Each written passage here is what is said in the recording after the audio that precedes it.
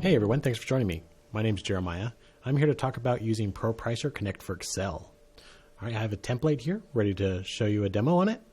So we have ProPricer Connect for Excel installed, and when it's installed, you'll have the ProPricer tab up at the top.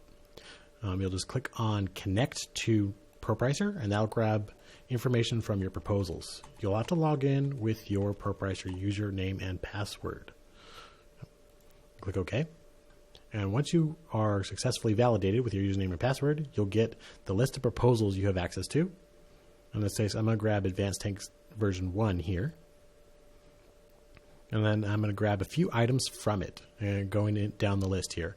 I'm going to grab general proposal data information first, things about my company and about the proposal itself. So under company name, I'm going to grab the business unit because that's where it is in the general proposal data.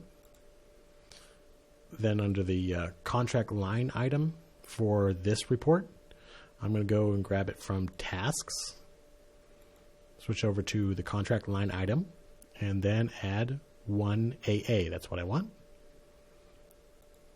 I'm going to go grab the RFP or RFQ, request for proposal, request for quote, from the GPT, and process that. That'll pull it in from ProPricer. Grab our contract type, pull it in from ProPricer. So basically anything in your general proposal data you can pull in rather quickly. And now I can populate the report based off of my contract line item I want to use. So I'm going to grab the total labor dollars for this. I'm kind of skipping material at this point and just filling this report out for total labor.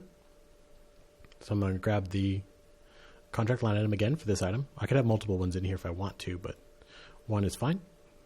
Then for the hours field, I'm going to use, scroll down a little bit here, I'm going to use labor. So it focuses on all of my labor, and then I'm going to grab hours for labor. And once I select the plus button, it's going to go to my proposal and pull out the 300,000 hours for labor being estimated. Dollars now I can put down. So I'm going to go ahead and grab costs for dollars from the same drop down. Drop that into dollars. Let it fit here. Okay. And then I'm going to add overhead for that. So labor overhead, and it's pulling from labor for contract line item 1AA. Drop that in. And then the subtotal for these two would be the next algorithm element. In this case, for us, it's subtotal, but you should be pretty familiar with your algo by now. So total dollars plus overhead is my total price. Now I'm going to throw on the grand total price without showing any of my profit or anything else. There we go. Now we don't show my indirects.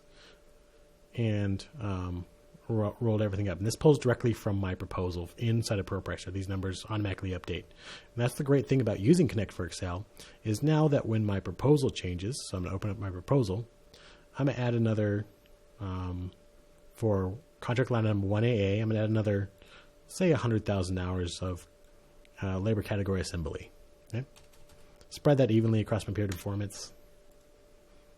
And then flip back to Connect for Excel and update from proposal.